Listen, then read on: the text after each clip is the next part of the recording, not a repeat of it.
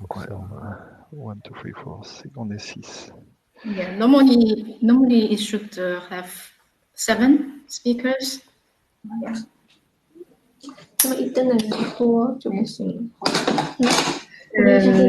Maybe Gilbert, vous pouvez commencer. Oui, on est branché partout. Ouais, on peut y aller. On peut y aller. On peut y aller. Bon. Good morning, dear colleagues, dear students, dear guests, and welcome back on the YouTube channel of University of Luxembourg for this 4th episode of exchange of experience with our colleagues from China. As you know, we have gone through several more generic chapters in the last 3 episodes. The first one was devoted to medical therapies. The second one was a little bit more broad-based because we were discussing about economical impact of this COVID crisis. The third episode went through intensive care issues, including ECMO treatment. And for this 4th episode, the virtual bridge for knowledge and experience will be crossed by 3 experts who will give us some more precise and detailed information on topics like clinical practice with ultrasound monitoring in the intensive care unit, the indications and management of renal replacement therapy in severely ill patients, and for those who are more involved with organization of hospital and patient care, the last topic will address the issues on strategies and organization of nursing care in this urgent situation. The speakers we host today have something in common. Both have report on their experience that they accrued at the Wuhan Leishenshan hospital, this hospital that has been built up in less than 2 weeks. But all 3 of them originate from Shanghai, and they are working at the Renji hospital, which is associated to the Jiaotong University, where we have also some good friends in the staff of the medical faculty. So it is my pleasure to introduce the 3 speakers, who are, first of all, Dr. Jin Du, who is chief physician at Renji Hospital, who will report on ultrasound monitoring, followed by Dr. Qin Wang, who is a nephrologist, who will report on the hemodialysis issues. And last but not least, Huiqin Xi, who is a nursing director, will report on how she was able to organize the intensive care unit in less than 96 hours. Fantastic challenge. The discussion will be animated on the side of Luxembourg by 2 experts from the Centre Hospitalier du Nord, which is our most northern hospital, if I can say. And both are certainly interested for the topics and experts in as far as Dr. Joe Tompers is specialist for anesthesia intensive care, and Dr. Daniel Weiss is a nephrologist and involved with hemodialysis. So it is time to start, and I invite now our colleagues from China to hook in with the first talk by Dr. Jin Du on clinical practice with ultrasound monitoring. Thank you very much. 杜老师，您的幻灯片已经打出来了，那边可以看得到吗？看到了，很清楚。So please, Dr. Du, you can start.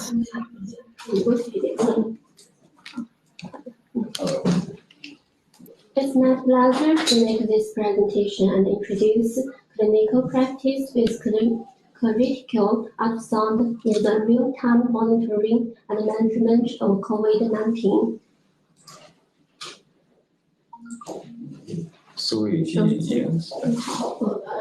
In the USA, the patients usually can't move with a ventilator.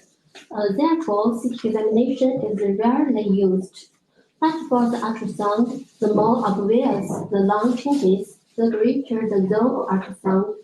The zone of critical ultrasound mainly includes three aspects. Firstly, assess the degree of lung disease and real-time monitoring the progress. The second, evaluate cardiac function and circulating blood volume. Ultrasound can also assist ECMO management in severe patients with COVID.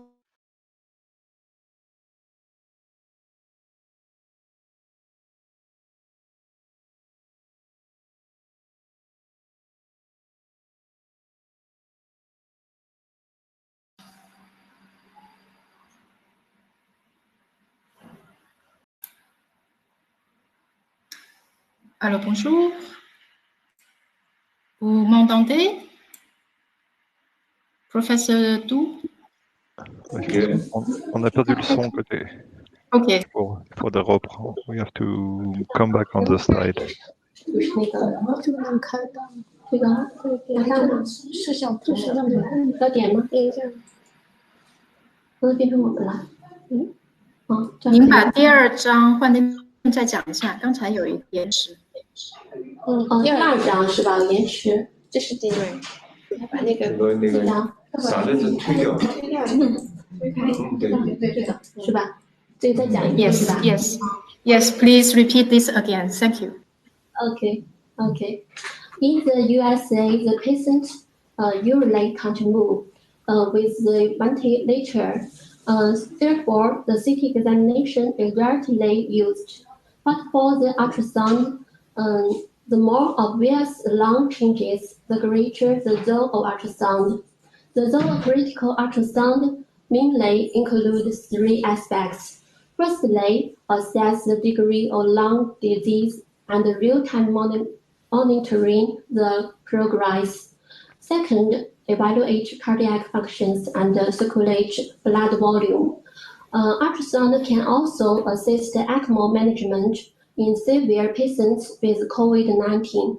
This is a picture of mine. Firstly, I briefly introduce ultrasonic examination method of the lung.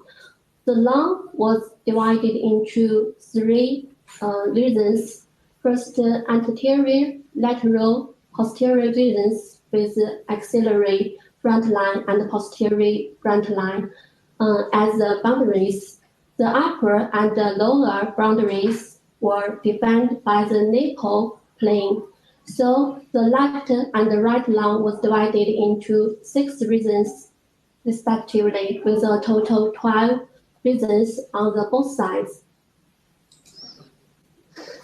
When we perform examination on a patient sitting on there, the purpose of our man is mainly for the detection, pleural effusion, and positioning puncture.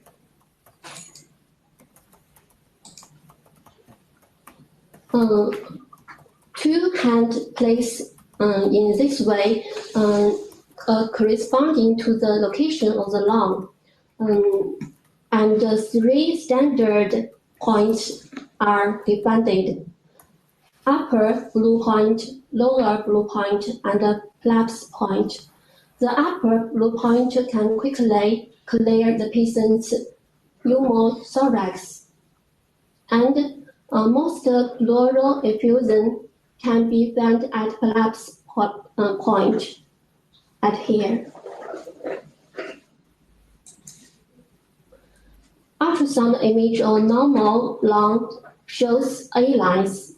A-lines manifested as multiple linear happy echoes. It's A-line. Arranged in equal distance parallel to the pleural line, and their intensity decreases in turn. This is the pleural line. Pleural line and adjacent ribs formed a bat-like image called bat sign. Look at this place, just like a bat.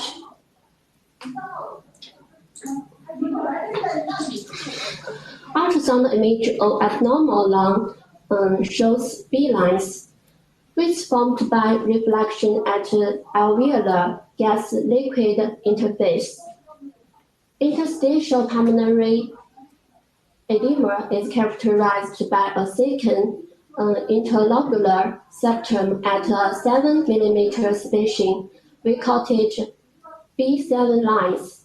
The spacing of B lines was 3 mm or less, which was contained with the ground glass degeneration seen in CT examination and in indicative alveolar pulmonary edema. So it's severe than this.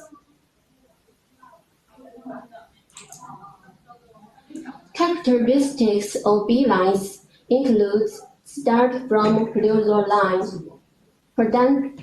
perpendicular to the pleural, laser-like, high-level echo, no attenuation extend to far field.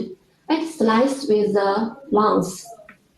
In the patients with ERDS, we often see the diffuse fusion of B lines, just like this. These are acoustic saddle of ribs. In the severe patients with COVID-19 disease, we can also observe consolidation of the lung.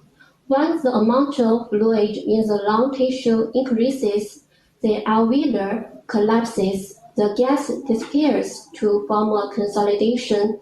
At this time, the lung behaves like liver-like tissue structure. We call it tissue-like sign. Debris sign produced by the more limited mass of tissue-like tissue located under the pleural.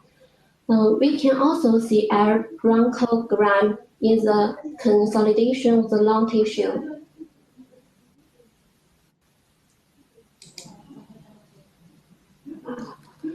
In this case, the ultrasound image showed consolidation and air bronchograms of the right lung.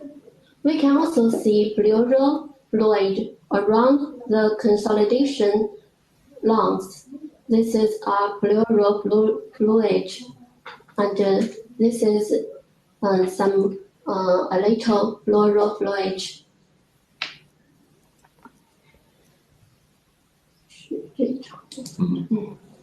A small amount of consolidation of pleural fluid of the left lung could be observed.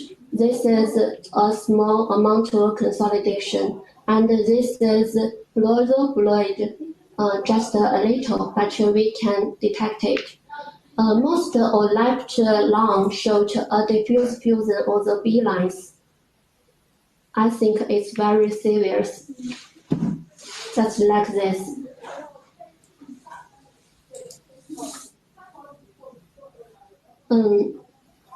Case 2 was a 54-year-old man with a history of lymphoma.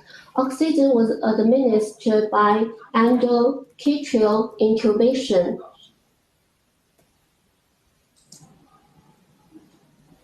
On March 4, bedside ultrasound on lung showed diffuse fusion of B3 lines. Looks like white lung, suggesting alveolar pulmonary edema.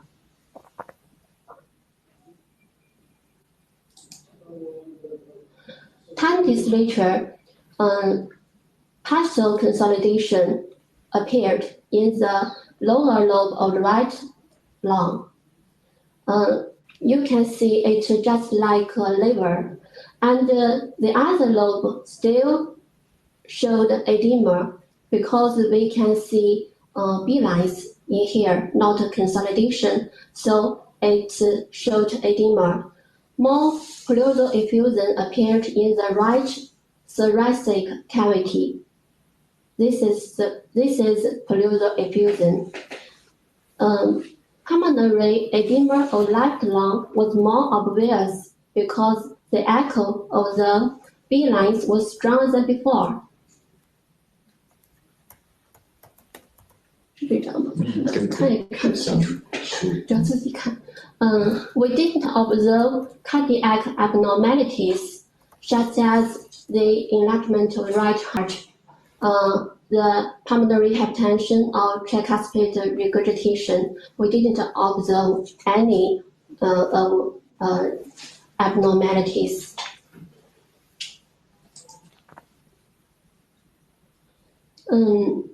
One day later, we performed bedside ultrasound on this patient again, but I was surprised to find partial consolidation of the right lung had disappeared. However, pleural effusion of the right thoracic cavity still exists.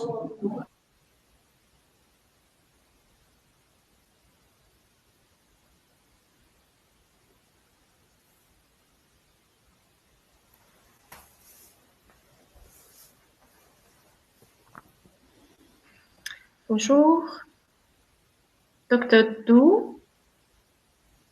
You are still there, Dr. Du?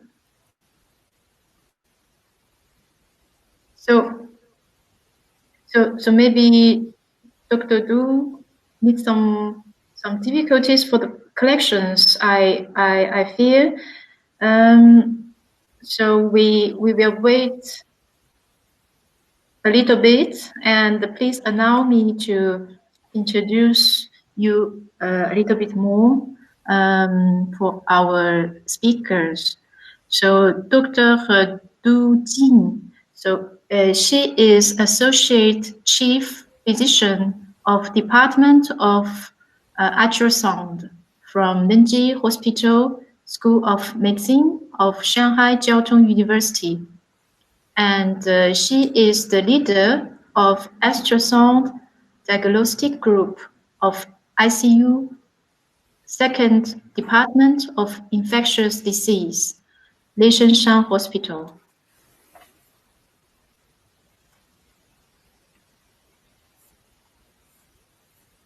And she is involved in this COVID-19 common fight in China. And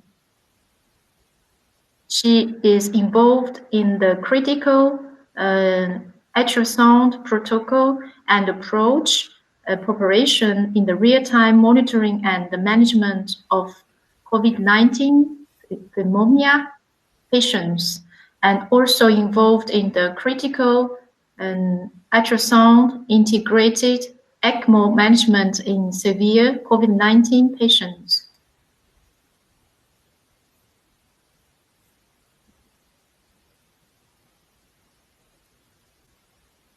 So for today, our agenda is Here we are. Yes. So welcome back. Continue. On the same day, the Bronchoscopy also showed that the airway was clear.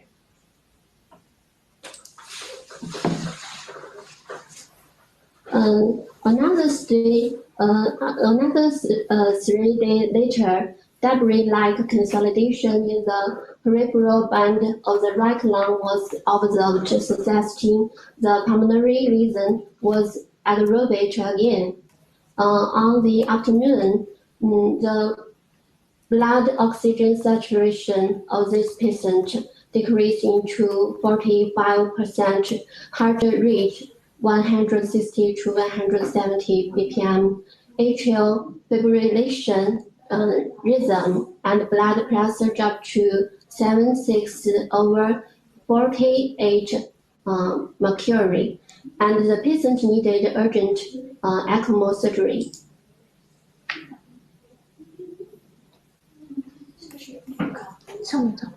这张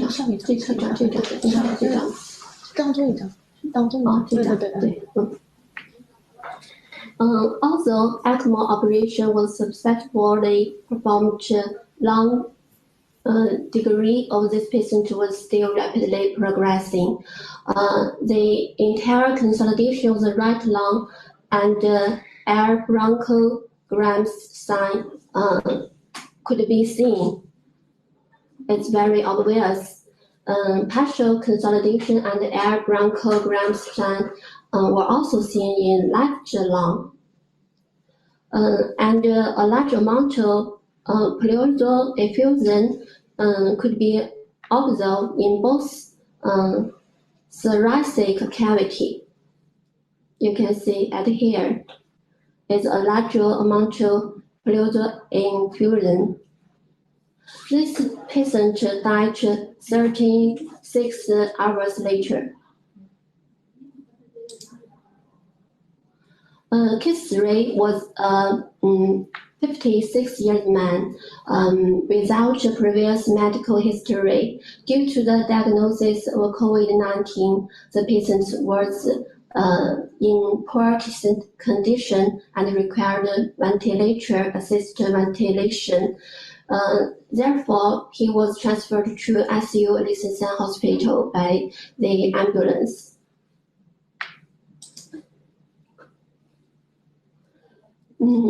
The catheterization of inferior renal cava and internal jugular vein was completed under the guidance of ultrasound. ECMO operation was successfully performed.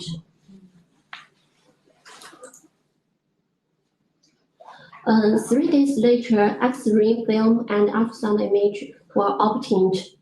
There was scattered increase in density on X-ray film of the lung. Ultrasound image of the lung showed the bright B lines.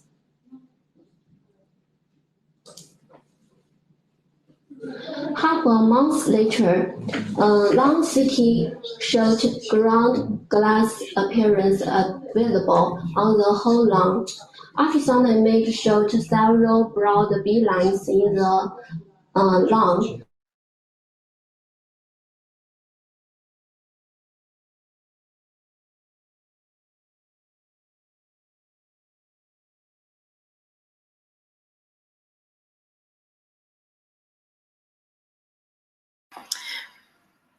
Professor Du? Professor Du? Back. OK，你们听也听，刚才听也听不见，因为 We're back. 在这里，这里，lung CT and ultrasound testing the pulmonary lesions were relieved. In some cases without previous history of heart disease, we observed moderate tricuspid regurgitation and pulmonary hypertension due to pulmonary disease. By measuring the diameter and the collapse rate of the inferior renal cava, we found circulating blood volume of this patient was sufficient. I think critical ultrasound plays a very important role in real-time monitoring and management of COVID-19. This is Leishenshan Hospital in Wuhan. We used to work for 48 days. Now this hospital has been closed because the epidemic is well controlled in China. Thank you for your attention. 我结束了。Thank you. Very nice.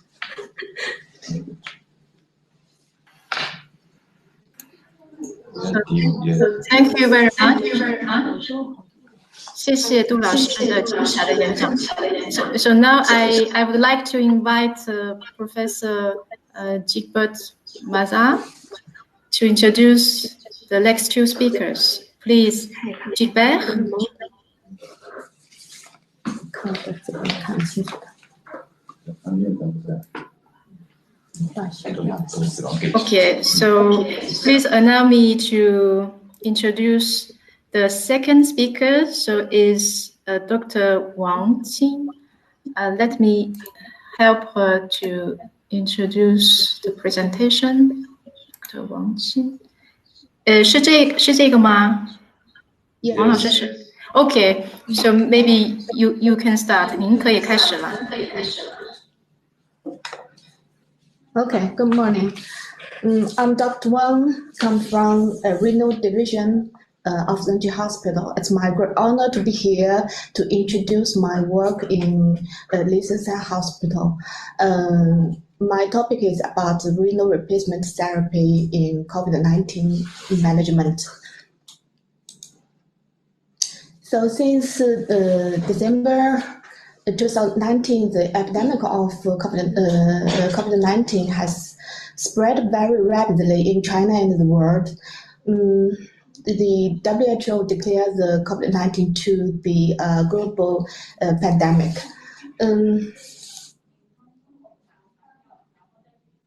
As we all know, this time is the beginning of the new year. For Chinese people, they will go back to home to meet with their families.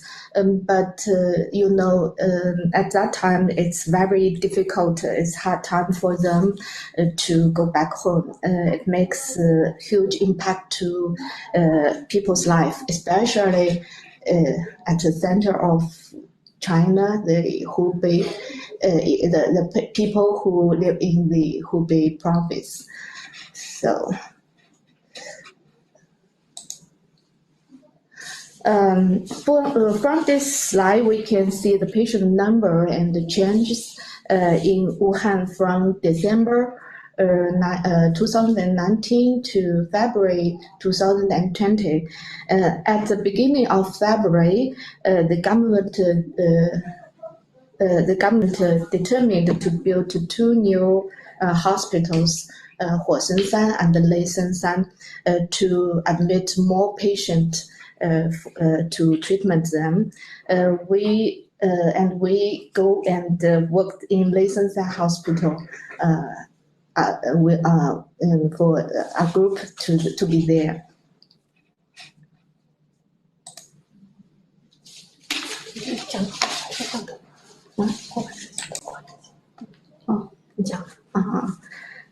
Usually we treat with patients based on experience and database. We always get some reference from success cases. But in this time, most cases are what we don't see before. So the data we got is new and real time. The real time data shows around 5% in China and 6% in Italy. The patients are critically ill and are required ICU admission.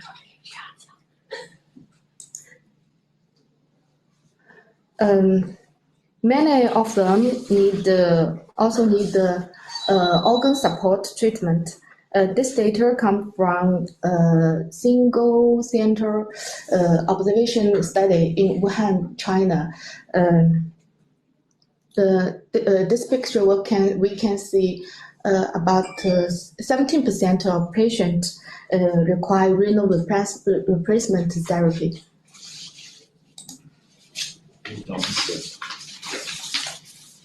So, based on this situation, we need to determine our own scenario. We should determine who need the renal replacement therapy, when to start, and how to practice.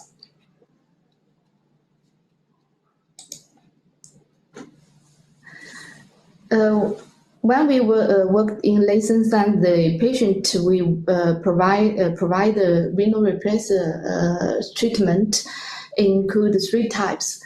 First is AKI, and the third kind of patient is with SUS and CARS. and the patient with ESRD is the third type.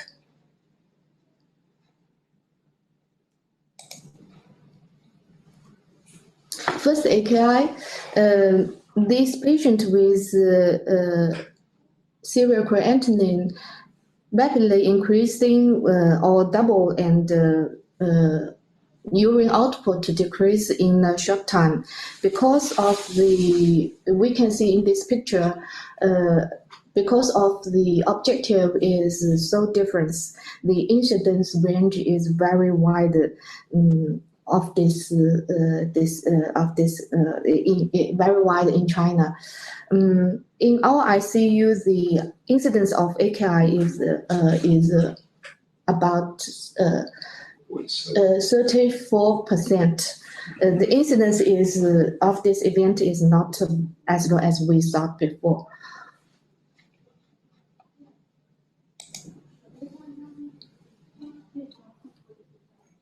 And we can see from this picture, AKI is a strong correlated with increased disease severity in COVID-19 patient. Therefore, AKI is a strong indication of renal replacement therapy. Second, the patient with SAS and CAS or CAS. Let's quickly review this picture. We are very familiar with maybe the process. This process often occurs in ICU patients. In this case, we refer to COVID-19 patient. Start with the viral infection, then the patient's condition worsened, and he was sent to the ICU. We use the ventilator to support. However,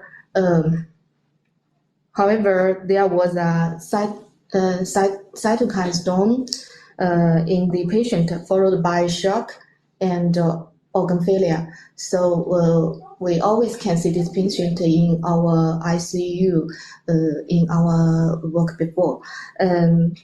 At this time, maybe we can give them renal replacement therapy.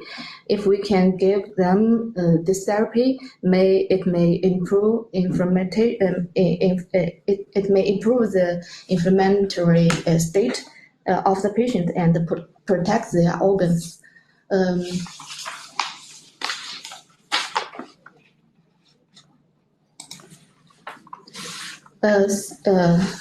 The third type of patient is ESRD.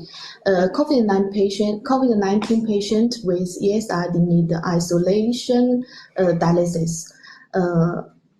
But most of them can't be handled in time. At the middle of March, the government appointed the Leishenshan Hospital as a special hospital for admit the patient to ESRD. So this is the third type of patient we treated.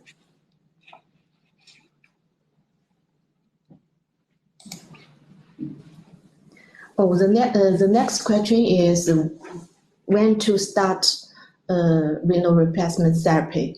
Is the early is better? The question maybe it's difficult for us because our patients are transferred from other hospitals. Most of them are in AKI stage 2 or stage 3. So it's hard for us to answer this question. I think maybe we place this therapy better earlier will be better.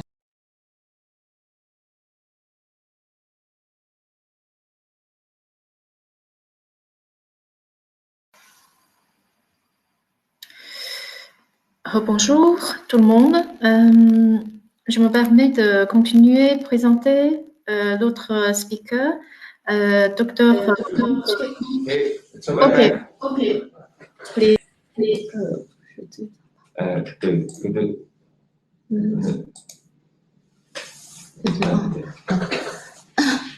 So So it's difficult for us to answer the first question. The next question.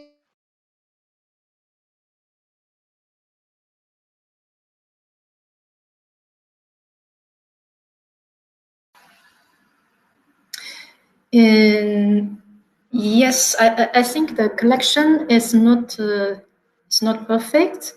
So let us wait a little bit. I prefer to introduce you a little bit more. Our speaker today, the second speaker, who is presenting us the experience of Leishenshan Hospital. So is Dr. Qin Wang.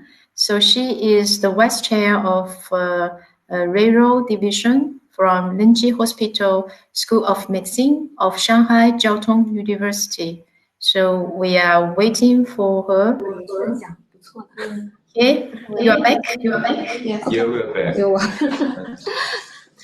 So the second question is there any biomarker to remind us to start the treatment? Maybe CRP, PCT or DD dimer, or cytokine such as interleukin 6. So we also want to answer this question. But I think more research may be needed to answer it. So it's very difficult for us to say. Very difficult to say. You do. 我再也不说这个，不能再说了，再说了就更难讲了。我不说了。就讲下面。PPT 没出来 ，PPT 没出来。他叫你私聊。PPT 没出来。他为什么有个 private chat？ Please, 你们可以继续。We can see very well the slide. So now it's the 13th slide. Yeah, 14. 14. So let me check. So now it's 14th. Can you see it? Okay, please. Thank you. So I'll give you a case. This is a 37-year-old man with cough and chest pain for 3 weeks. The test of novel coronavirus RT-PCR is positive. His chest CT showing ground glass opacity in both lungs. So it diagnosis is infection with COVID-19. He has a history of hypertension. We start the CRRT on March. 看不见，我在这有。We start CRT on March 24 due to the aggravation of symptoms and inflammation, and serial creatinine raised to 152. So we start the renal replacement therapy. Next. Okay. This full picture, we can see that the CRP and the DD dimer were detected on March 24 is elevated significantly, and the PCT and interleukin 6 also in a high level on March 24. Also, we understand we test the serial creatinine. It is raised. It raised than before. So after discussion, we start the CRRT treatment. We have done 4 times of CRT during the 10 days. We can see after the treatment, all of this decreased significantly. And so, and the patient gradually recovered. Our treatment seemed to be working in this patient.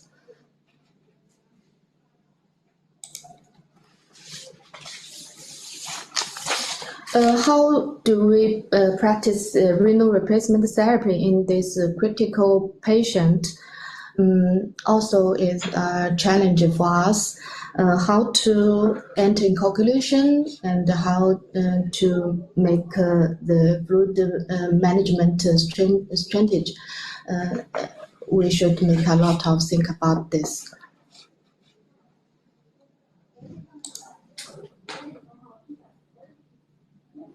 As to my opinion, for patients without increased bleeding risk, we suggest to use low molecular weight heparin rather than other anticoagulations. For the patient with an increased bleeding risk or impaired coagulation, we suggest to use renal citrate anticoagulation or no anticoagulation. And this is just my opinion. I show the case 2 to all of you. A man, 71 years old, with cough and chest pain for 2 weeks. He was diagnosed as coronavirus pneumonia and sent to our hospital. He had a history of hypertension and ESRD hemodialysis. He transferred to our ICU due to gastrointestinal hemorrhage. So we so the dialysis prescription is given as follows: CVVHD, no anticoagulations. The blood flow is at 180 millimeter per minute, and the dilated flow is at 3,000, and ultrafiltration is at 500. We check the filters every hour to monitor the filter coagulation. So it's hard work for nurse to monitor.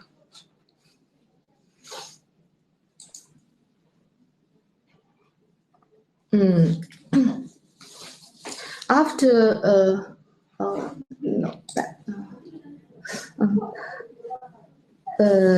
the patient, after the dialysis process, the patient was smooth and was no bleeding again. We start anticoagulation with low molecular weight heparin in the 3rd times. The patient recover very good.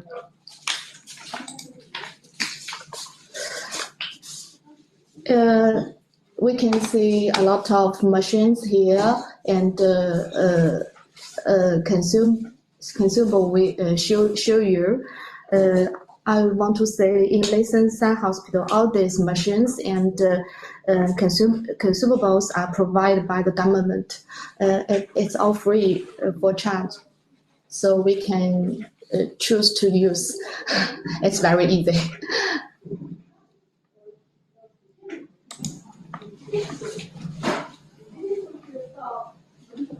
The last we should think about is fluid management strategy. Our opinion is to carefully evaluate the patient situation with the balance the advantage and disadvantage, and formulate individual treatment plan for our patient. The 3rd case I show you is a patient on regular hemodialysis. He diagnoses coronavirus pneumonia for about just 1 week. 1 week. When we saw this is a female. When we saw she is in shortness breath and restlessness. He had a history of hypertension and chronic heart failure, and is on hemodialysis for 10 years. The patient, when we saw the patient present without dialysis for 5 days, and the heart failure is obviously.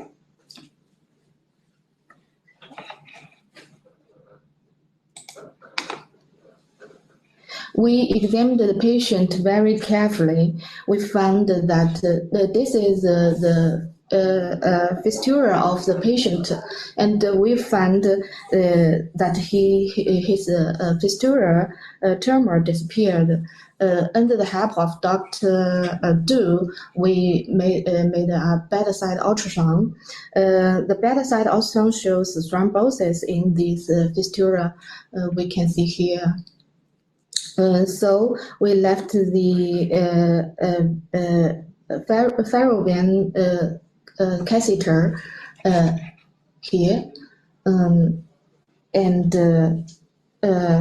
to help us to continue our treatment. Because of hemodynamic is very unstable, we can see the heart rate is very fast, more than 100. So we formulated the dialysis prescription as follows: CVVHD anticoagulation with low weight molecular heparin, and the blood flow we in a very low, just 120 millimeter per minute. The duration is 6 hours, and we ultrafiltration is 1,500 millimeter. So, but the patient is in so poor condition.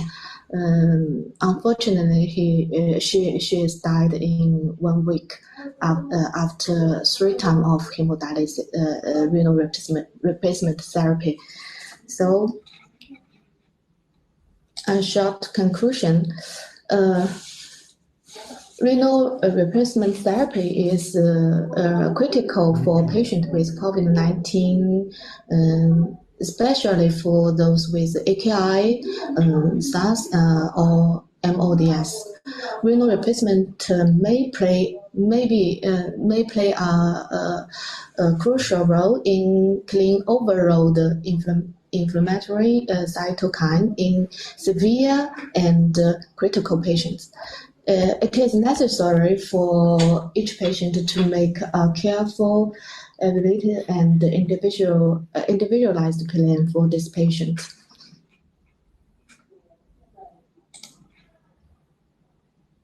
Okay, this will show our CRRT group.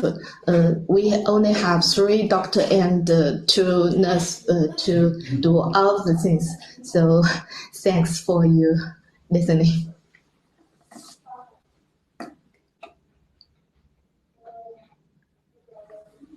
Okay, many thanks, Dr. Wang, for this excellent and very comprehensive presentation.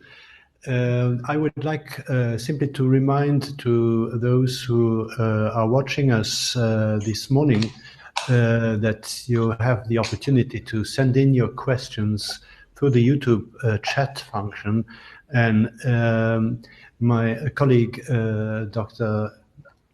Mao, will make a choice selection of the best questions that will be forwarded to our discussants.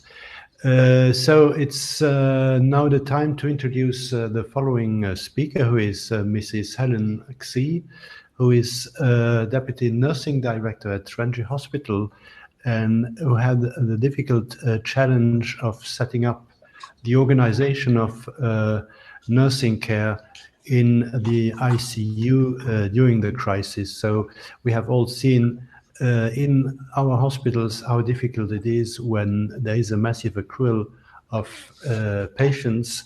So we can imagine that it is even more challenging when it is a brand new hospital that has never worked before. So Mrs. Xi, please, you have the floor now. Okay, I'm here.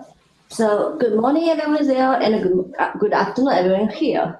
I'm so pleased to share my experience in Wuhan Leishenshan Hospital, and I also hope it will be helpful to all of us. So as you know, my Chinese name is Huiqin Xi, so Helen is my English name. I am the Deputy Nursing Director of Renji Hospital. I have worked as a nurse in this hospital for 18 years and has been a head nurse of rheumatology department for almost 15 years. So in the rheumatic department, we treat many severe patients, just like lupus and one disease, dermatomyositis. So the disease is very like the novel coronavirus infection patients. So I guess that's why I was chosen in this struggle. So firstly, I will introduce you some basic information about the Leishenshan Hospital. So it is not very clear here. The picture on the left shows the overview of this hospital. Though it is a makeshift hospital, but it is a scientific design to treat pneumonia patients infected with the novel coronaviruses. This hospital was put into use during the February 6th to April 15th, with a capacity of 1,500 beds. Staff in this hospital came from different areas of China, so we are formed in a new organizations. Team from Renji Hospital was composed of 62 doctors and 96 nurses, also 6 administrators. So staff we should cooperate with other teams so that we got enough staff to run on a temporary ward and this ICU.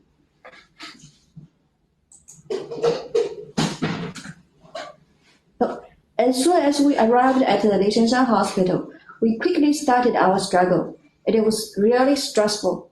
First of all, it was very urgent because many patients were waiting beds in course of many serious cases. There were 48 hours for us to assembling team and 96 hours for the preparation of the ICU and ward. Secondly, data from another ICU shows us that near 44% of patients in this ICU need ventilation treatment, and more than 80% patients need life care supports. Thirdly, for all of us might not have enough caution of this epidemic disease, not only because it was the initial stage of a new epidemic, but also there were some new skills required for the rescue of it. As to our human resource, no nurse were familiar with the nursing care of communicable disease. They are young, brave, but inexperienced.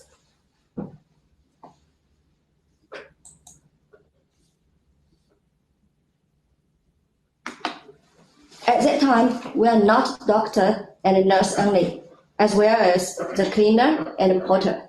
Yes, we only use 4 days to well equip the ICU with furniture and a life support machine. Meanwhile, PPE training was arranged in the night. Every staff must pass the examination of PPE, or they cannot work in the isolated room.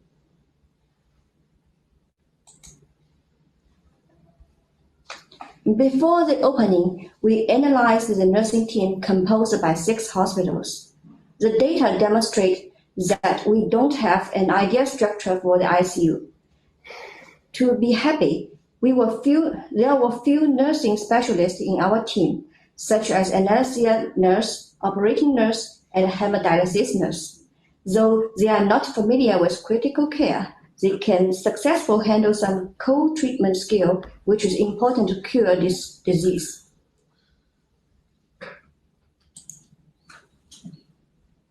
After the analysis of nursing team, we respond to the shortage rapidly. First of all, we formulated new regulations tailored for this makeshift ICU, in course of job description, work system, workflow, and many emergency plans for special working area. We even developed a form of shift meeting, which can ensure the integrity of passing information between each shift. The new regulations helps us to cooperate with others, as well as improve the nursing safety. The next thing we have done all through the period of Leishenshan Hospital was nursing's competency training. According to the knowledge, skills, competency of critical care for novel coronavirus patients, we designed 25 online courses. They are easy to learn on the cell phone. Each course is about 15 minutes only. Meanwhile, the pictures on the right was a screen of teaching video how to connect the Meanwhile, the head nurse can monitor whether the nurse have complete the task on time. So the pictures on the right is a screen of the online education platform. And this is a screen that a nurse directed by a young nurse to teach nurses how to connect the tubes on the ventilation machines. Because they do it in the real scenes, so it is very intuitive.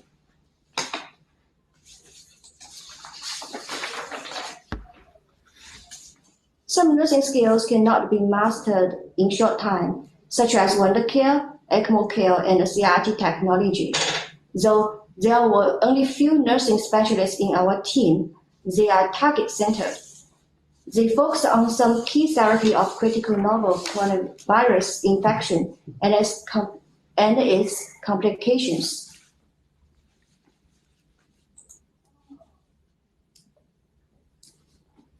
Well support for the staff is a cardinal principle during that time. So one group of our nurses played an important role in supports. Nurses came from the OR, composed an infection control and prevention group. Part of their responsibilities will help all staff to check the integrity of PPE and monitoring the procedure of taking off PPE. At the beginning, actually, their protection gave us big psychological support. They confirmed that we have been well protected by the protective suit and not be exposed to the virus.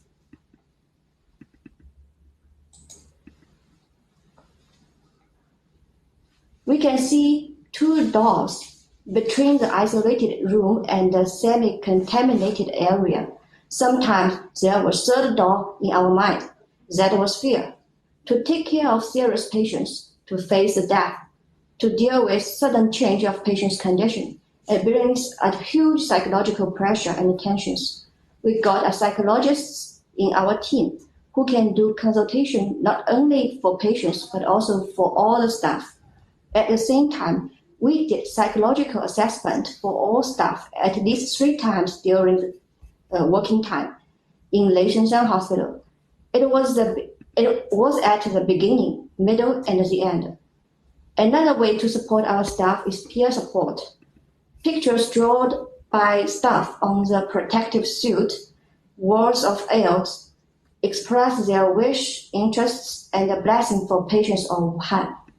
Every day become full of hope, happiness, fond memories, and even the expectation.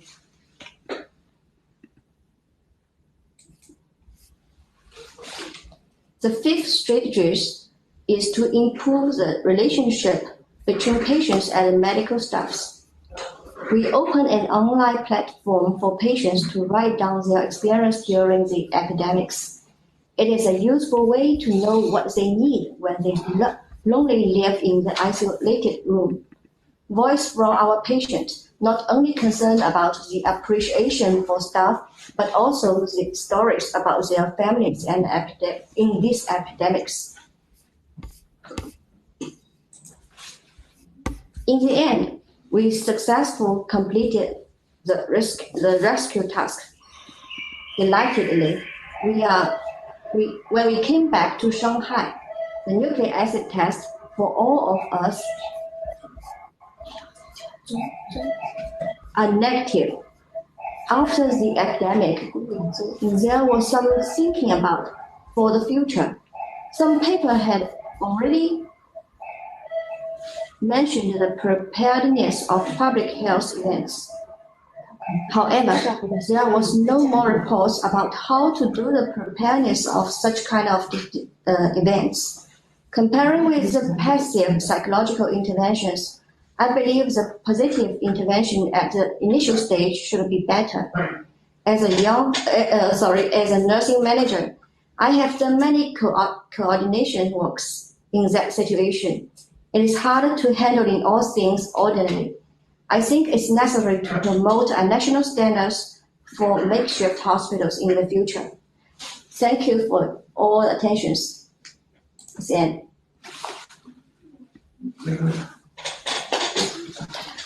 Okay, thank you very much, Mrs. Xi. It's very impressive how you were able to set up this hospital, as mentioned, in record time. I leave now the microphone to Xian Mao, who will moderate the discussion together with our two colleagues from Luxembourg, Dr. Joe Tombas and Dr. Daniel Weiss. Yes, thank you, Gilbert.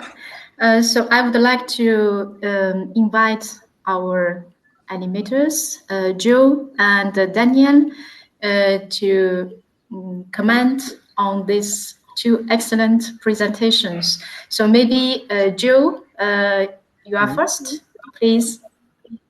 Yes, thank you very much for this excellent presentation on the very interesting topics. My first questions concern the ultrasound in the intensive care.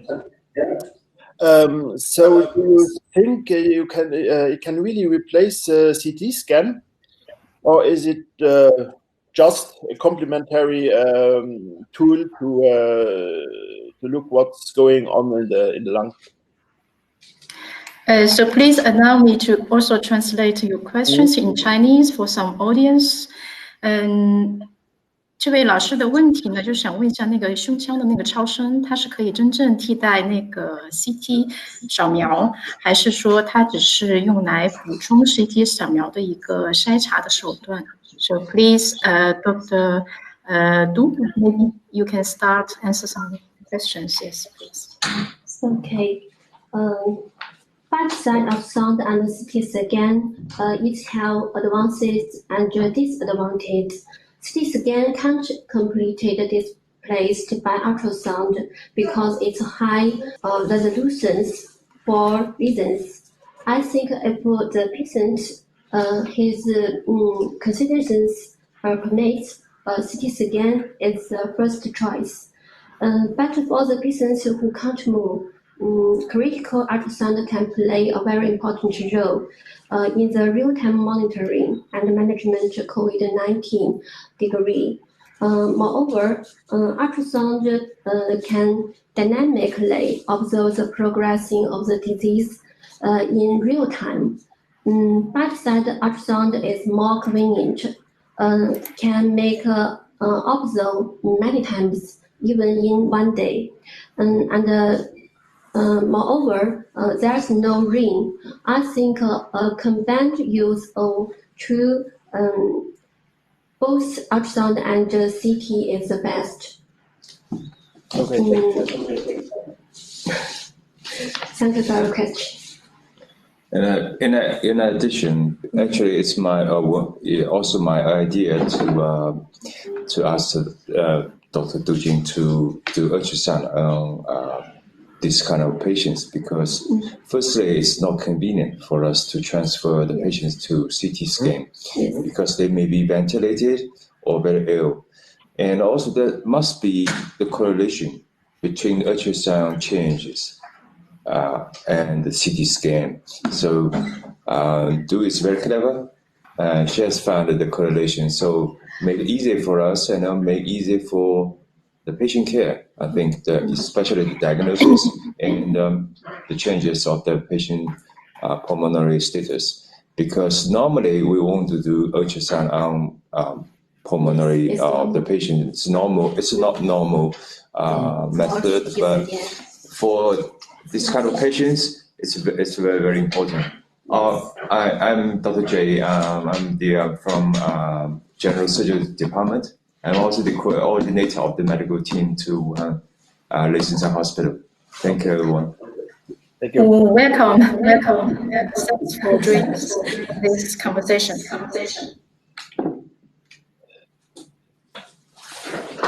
So Danielle, maybe you can ask some questions if you want.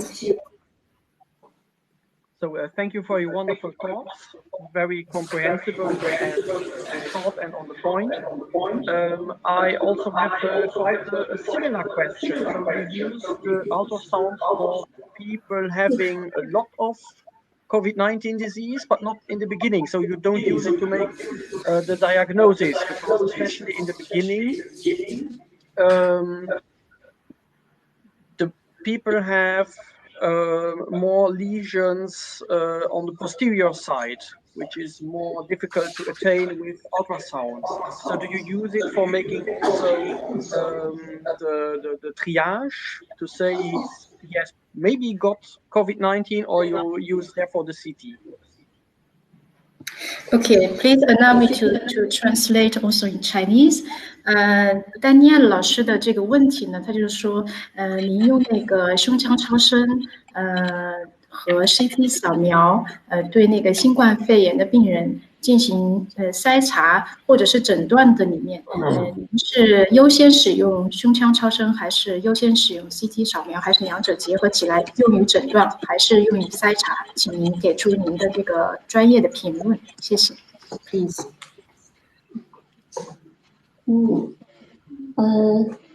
In my opinion, if the patient is conditions permitted, I think CT scan is the first choice, because CT have high resolution for the reasons. But for our severe patients, they can't move with the ventilator, so we can't move it. You just can use ultrasound to evaluate the degree of the lung and evaluate his cardiac function and circulation, blood volume, and their progressing. So I think whether use CT or ultrasound, it according to the condition of the patient. I think if the patient is mind, I think maybe you can use CT scan for several days. But for the ultrasound, you can use it everywhere or every time. I think our speakers are offline. So what I understand from her is she thinks that both methods are good, but we need to stay flexible according to the condition of our patients. Okay, please, Dr. Du. Yeah. I think ultrasound is very sensitive for detection of the consolidation and pleural effusion. I think it is as sensitive as CT scan. So I think bedside ultrasound is very important, especially for the severe patients. And especially when the bedside CT scan is not available. Yes. Just yes. The problem we had when we were in Wuhan Leishenshan Hospital, we didn't have the bedside CT scan. And only 2 CT scans in Leishenshan Hospital. One is for the medical staff, and one for the patients, all the patients. So it is almost very, very difficult to have the patient to do CT scan on a regular basis, as we do in a regular hospital. So it was impossible. So it's more than a complementary examination for ultrasound, I think. Yes, I agree with you. Thank you. So Danielle, do you satisfy with this answer, or you need more precisions? No, thank you very much. It's quite clear. Okay. So let me invite Joe to ask other questions if you have. Yes, of course. So I have one last question concerning the ultrasound. So is it possible to make a difference when you see the B lines if it's an edema due to now a viral pneumonia or bacterial pneumonia or even a cardiac reason for having a lung edema. Or So please allow me as well to translate into Chinese. 他的这个问题呢，就是想问一下，如何通过这个超声的这个 B 线的差异来鉴别这个疾病是来自于心力衰竭、病毒性肺炎还是细菌性肺炎引起的这个病变 ？Please. It's a very good question. B lines due to cardiac reasons also appears as diffuse fusion of the B lines, but the echo intensity is much lower than the Zetto virus pneumonia, and the echo in the second half far field will be somewhat attenuated. I think by this you can distinguish from B lines caused by viral pneumonia. It's a difference between them. The echo intensity is not the same, and the B lines due to cardiac region will be somewhat attenuated. In our cases with COVID-19, we didn't observe bacterial pneumonia. I think the diagnosis of bacterial pneumonia will rely more on laboratory tests and lung CT, not ultrasound. I think ultrasound can't do this, make a diagnosis of bacterial pneumonia. okay. Okay, do you have any questions for other two speakers, Joe and Daniel? Yes, so maybe I can continue. So this is for Professor Wang, speaking about dialysis. Do you often use virus or cytosol filters in your hospital? Because when you see that pro-inflammatory cytokines go down during dialysis, you guess that a filter like that was used. Do you have any experience with those filters in this disease? 就是王老师丹尼尔医生他问的这个问题实际上是两个方面。他就是想问一下您这边在那个cytosol filter 和 oxhis 这两种 filter 方面，你们的那个使用经验是什么样子的？然后因为我们这边有一些指南并不建议使用，因为现在文献上面存在一些矛盾。那么在治疗新冠肺炎的疾病当中，您在使用这些细胞因子固定过滤器的方面有哪些经验？请您介绍一下。Thanks.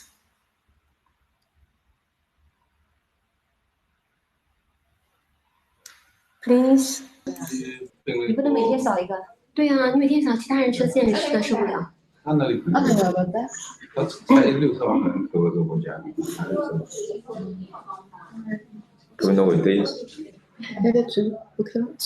please, I think you have connected 2 times. This is why we can see. Okay. Doesn't matter. Please. Yeah, it's okay. It works. Okay. In Leishenshan Hospital, we haven't this kind of features, so we try to do continue renal replacement to help the patient to reduce this kind of maybe CRP and interleukin 6, because when we Yes, unfortunately, they meet several program for internet. We will just wait her back patiently. So for this question, if I understand well, she mentioned she doesn't have this kind of filter. So please continue. Okay, can you hear me? Thanks. Yes, very well, thanks. 好像不行。您可以继续了。 No, nobody. 您可以继续了。We can hear very well. So please. It works well.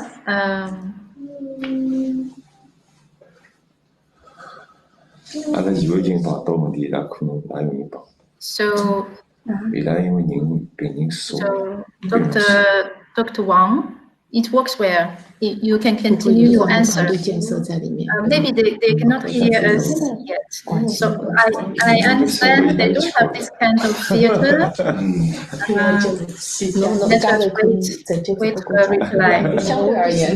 Because it takes several seconds to activate the video from the side.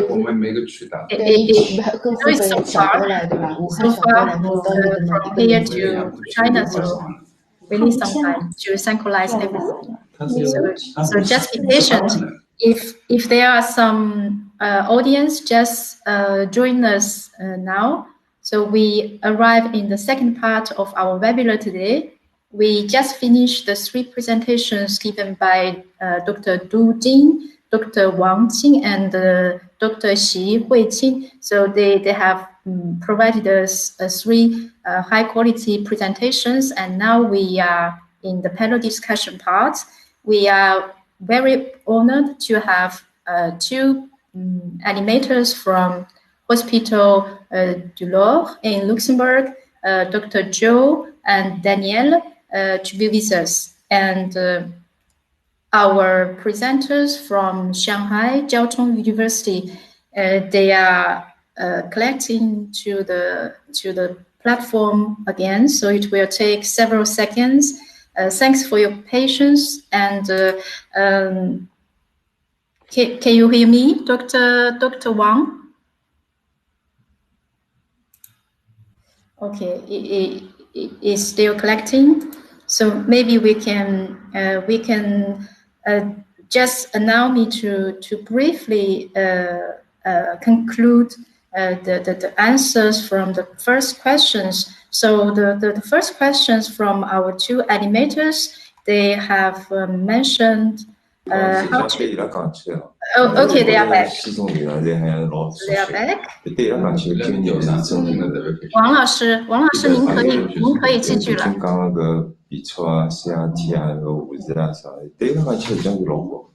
Dr. Wang， 他们不做的有重点是，他讲的东西也是很新的东西。 Dr. Wang， it seems that they cannot hear us. Dr. Wang, please. Oh, okay. So let me continue. Maybe I will invite Joe and Danielle to make some comments. So they still need some time to be back. Yeah, thanks. So maybe about the filters I asked. There are special filters being able to absorb cytokines, called cytosol or oxyrus filters. The question was if it was used in China for COVID-19 patients.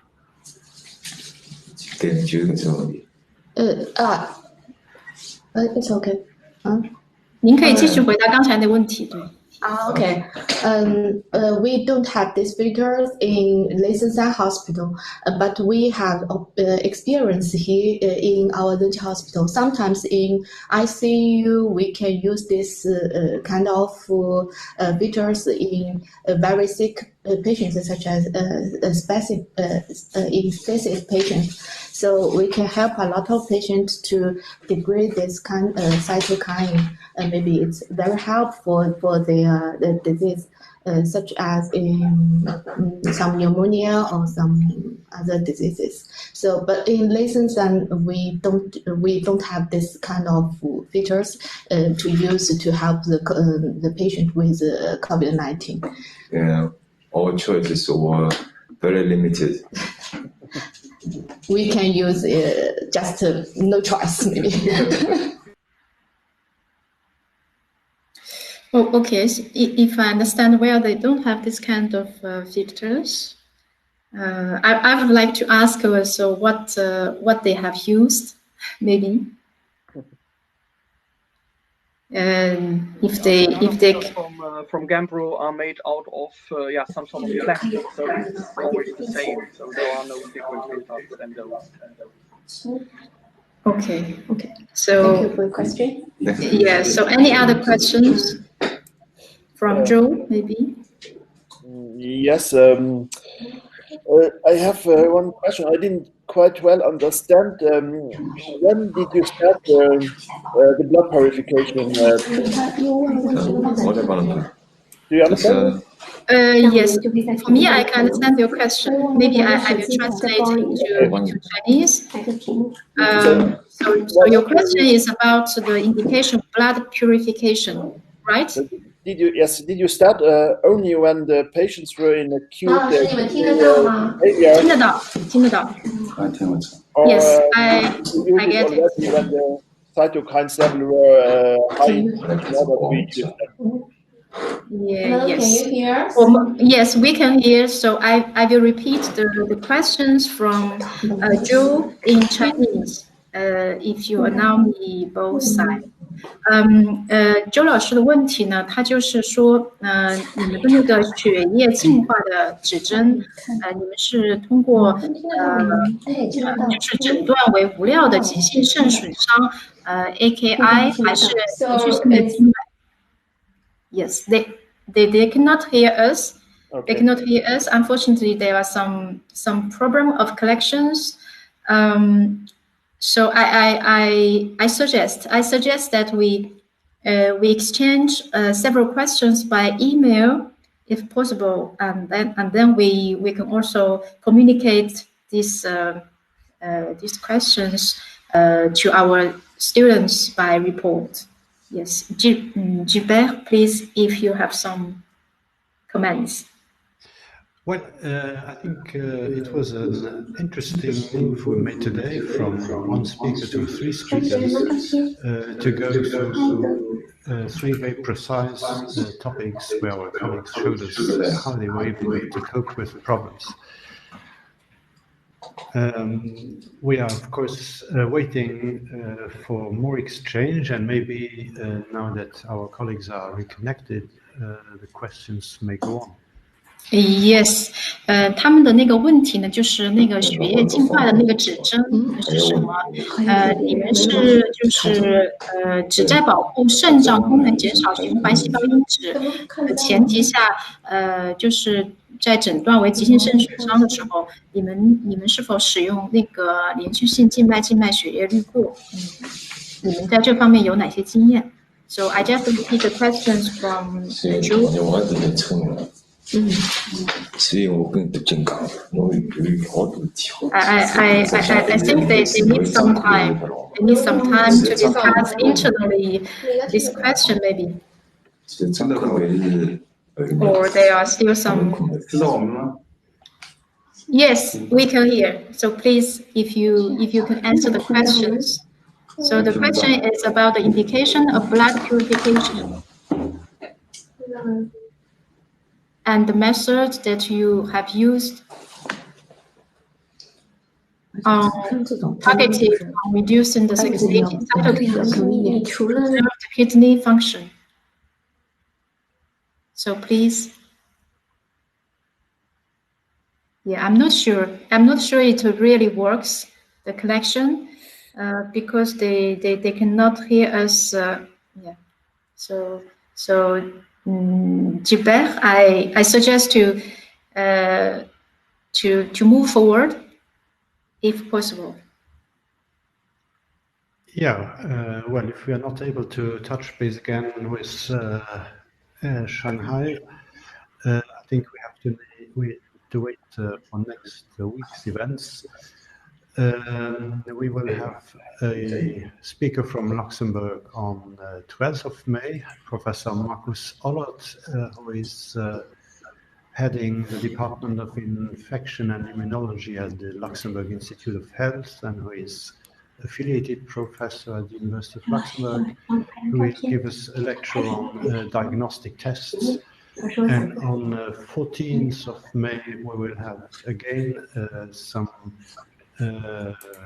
Sino-Luxembourgish forum, and we will learn from our Chinese colleagues how they went out of the crisis. This is the most actual topic for us in Luxembourg, as we are opening the doors on 11th of May, and we will see on which kind of strategies this battle has been led it forward and apparently won in China.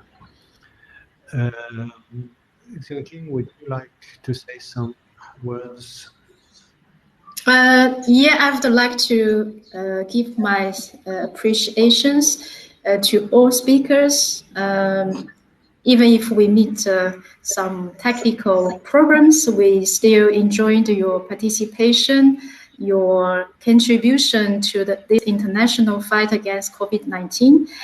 We would like to thank our animators, Joe and Danielle, for your participation, your efforts, and for all your questions and the questions from our student side.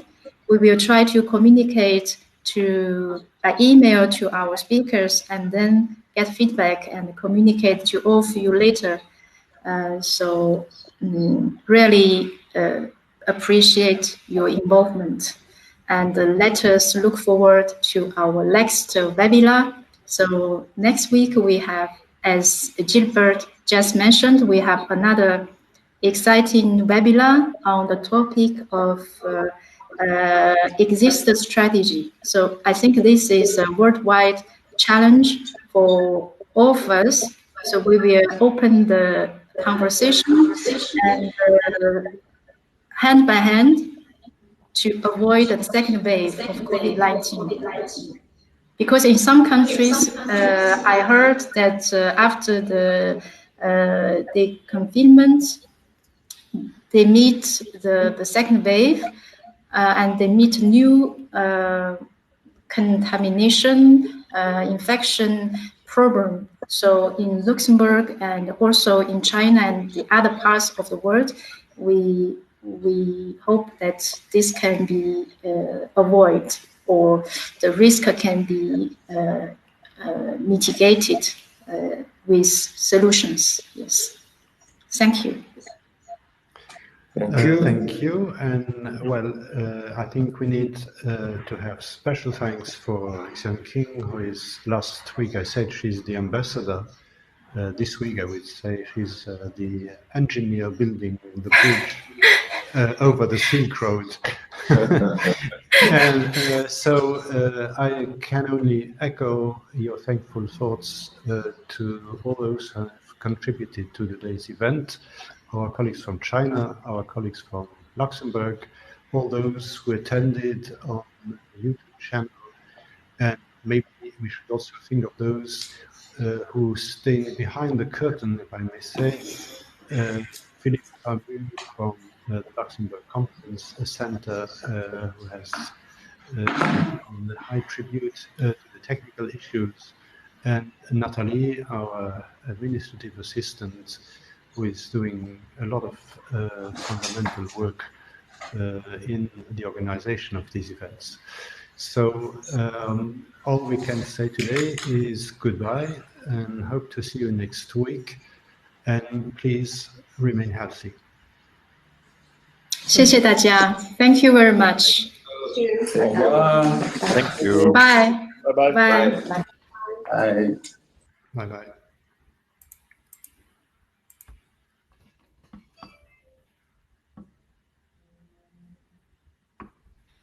So just wait 1 second, several seconds. We will try to stop the diffusion on my